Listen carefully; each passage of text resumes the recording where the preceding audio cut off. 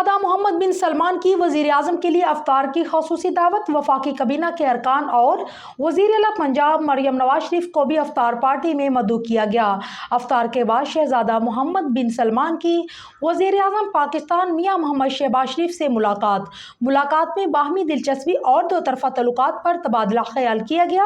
مزید تفصیلات سردار طاہر محمود کی اس رپورٹ میں۔ سعودی عرب کے ولی عہد اور وزیر اعظم شہزادہ محمد بن سلمان نے وزیر اعظم محمد شہباز شریف کو افطار پارٹی کی خصوصی دعوت دی۔ وزیر اعظم آفس کی میڈیا ونگ سے جاری کردہ بیان کے مطابق وفاقی کابینہ کے ارکان اور وزیر اعلیٰ پنجاب مریم نواز کو بھی افطار پارٹی میں مدعو کیا گیا۔